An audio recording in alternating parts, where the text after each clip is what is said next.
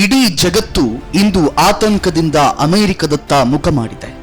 Iran ಮತ್ತು Israel ನಡುವಿನ ಸಂಘರ್ಷ ಈಗ ಅಮೆರಿಕವನ್ನ ಪೂರ್ಣ ಪ್ರಮಾಣದಲ್ಲಿ ಯುದ್ಧಕ್ಕೆ ಇಳಿಸಿದೆ. ಅಧ್ಯಕ್ಷ ಡೊನಾಲ್ಡ್ ಟ್ರಂಪ್ 14 ನಿಮಿಷಗಳ ಭಾಷಣದಲ್ಲಿ ಇರಾನ್ಗೆ ಅಂತಿಮ ಎಚ್ಚರಿಕೆ ನೀಡಿದ್ದಾರೆ. ಕೆಲಸವನ್ನ ಅರ್ಧಕ್ಕೆ ಬಿಡುವುದಿಲ್ಲ, ಮುಗಿಸಲು ಸಿದ್ಧ ಎಂಬ ಟ್ರಂಪ್ ಮಾತಿನ ಹಿಂದೆ ಅಡಗಿರುವ ಅಪಾಯವೇನು? ಇರಾನ್ ಮೇಲೆ ಅಮೆರಿಕ ಯಾಕೆ ಇಷ್ಟೊಂದು ಆಕ್ರಮಣಕಾರಿಯಾಗಿದೆ? ಕೇವಲ ಯುದ್ಧ ಮಾತ್ರವಲ್ಲ, ನಿಮ್ಮ ಜೇಬಿಗೂ ಕತ್ತರಿ ಬೀಳಲಿದೆಯಾ? ಅಧ್ಯಕ್ಷ ಟ್ರಂಪ್ ತಮ್ಮ 19 ನಿಮಿಷಗಳ ಸುದೀರ್ಘ ಭಾಷಣದಲ್ಲಿ ಹಳೆಯ ಗಾಯಗಳನ್ನ ಕೆದಕಿದ್ದಾರೆ. 47 ವರ್ಷಗಳ ಹಗೆತನವನ್ನ ಮೆಲುಕು ಹಾಕಿದ್ದಾರೆ. 1983ರ ಮೆರಿನ್ ಬ್ಯಾರೆಕ್ಸ್ ಸ್ಫೋಟ ಮತ್ತು USS ಕೋಲ್ ಮೇಲಿನ ದಾಳಿಯನ್ನ ನೆನಪಿಸಿದ ಟ್ರಂಪ್, ಇದು ಕೇವಲ ಇಂದಿನ ಯುದ್ಧವಲ್ಲ, ದಶಕಗಳ ಇರಾನ್ ಹಿಂಸಾಚಾರಕ್ಕೆ ನೀಡುತ್ತಿರುವ ಉತ್ತರ ಅಂತ ಹೇಳಿದ್ದಾರೆ. ಈ ಹಿಂದೆ 4 ರಿಂದ 6 ವಾರಗಳಲ್ಲಿ ಯುದ್ಧ ಮುಗಿಯಲಿದೆ ಎನ್ನಲಾಗಿತ್ತು. ಆದರೆ ಟ್ರಂಪ್ ಇಂದು ಅಮೆರಿಕನ್ ಸೈನಿಕರು ಇನ್ನೂ 2 ರಿಂದ 3 ವಾರಗಳ ಕಾಲ ಇರಾನ್ ಮಣ್ಣಿನಲ್ಲಿ ಕಾರ್ಯಾಚರಣೆ ನಡೆಸಲಿದ್ದಾರೆ ಎಂದು ಸ್ಪಷ್ಟಪಡಿಸಿದ್ದಾರೆ. ಇರಾನ್ ಅನ್ನು ನಾವು ಮತ್ತೆ ಶಿಲಾಯುಗಕ್ಕೆ ತಳ್ಳುತ್ತೇವೆ ಎಂಬ ಅವರ ಮಾತುಗಳು ಇರಾನ್ನ ಇಂಧನ ಮತ್ತು ಮಿಲಿಟರಿ ನೆಲೆಗಳ ಮೇಲೆ ಬೃಹತ್ ದಾಳಿ ನಡೆಯುವ ಮುನ್ಸೂಚನೆಯನ್ನು ನೀಡಿದ್ದಾರೆ. We're going to hit them extremely hard over the next 2 to 3 weeks. We're going to bring them back to the Stone Ages where they belong. In the meantime, discussions are ongoing.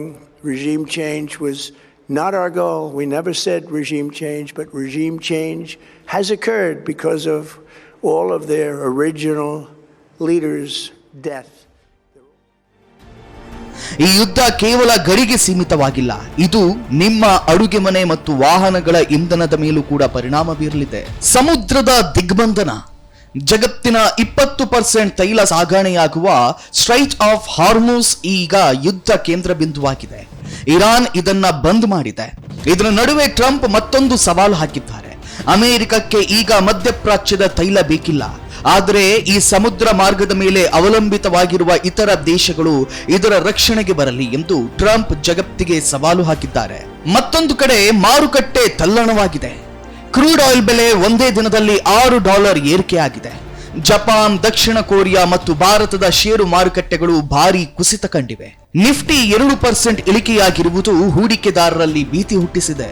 ಅಚ್ಚರಿಯ ಬೆಳವಣಿಗೆ ಎಂದರೆ ಅಮೆರಿಕದ ಉಪಾಧ್ಯಕ್ಷ JD wands ಅವರು Iran ಜೊತೆ ಗುಪ್ತವಾಗಿ ಸಂಧಾನ ನಡೆಸುತ್ತಿದ್ದಾರೆ ಎಂಬ ವರದಿಗಳು ಬಂದಿದೆ. ಆದರೆ ಟ್ರಂಪ್ ಮಾತ್ರ ನ್ಯಾಟೋ ಒಕ್ಕೂಟವನ್ನೇ ಮುರಿಯುವ ಬೆದರಿಕೆ ಹಾಕಿದ್ದಾರೆ. ಅಮೆರಿಕಕ್ಕೆ ಬೆಂಬಲ ನೀಡದ ಯುರೋಪ್ ರಾಷ್ಟ್ರಗಳ ಬಗ್ಗೆ ಟ್ರಂಪ್ ಅಸಮಾಧಾನ ವ್ಯಕ್ತಪಡಿಸಿದ್ದಾರೆ.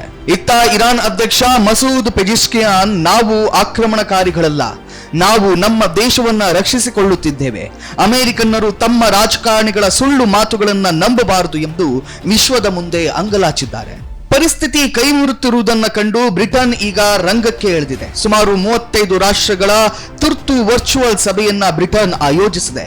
ಈ ಸಭೆಯ ಮುಖ್ಯ ಉದ್ದೇಶ ಹೇಗಾದ್ರೂ ಮಾಡಿ ಸ್ಟ್ರೈಟ್ ಆಫ್ ಹಾರ್ಮುಸ್ ಅನ್ನ ಮರುಪ್ರಾರಂಭಿಸುವುದು, ಇಲ್ಲದಿದ್ದರೆ ಜಾಗತಿಕ ವ್ಯಾಪಾರ ಸಂಪೂರ್ಣವಾಗಿ ಸ್ಥಗಿತಗೊಳ್ಳುವ ಅಪಾಯವಿದೆ. ವೀಕ್ಷಕರೇ, 2026ರ ಈ ಸಂಘರ್ಷ ಕೇವಲ ಇರಾನ್ ಇಸ್ರೇಲ್ ನಡುವಿನದ್ದಲ್ಲ, ಇದು ಇಡೀ ಜಗತ್ತಿನ ಆರ್ಥಿಕತೆಯ ಮೇಲೆ ಆವರಿಸಿರುವಂತಹ ಕಪ್ಪು ಛಾಯೆ.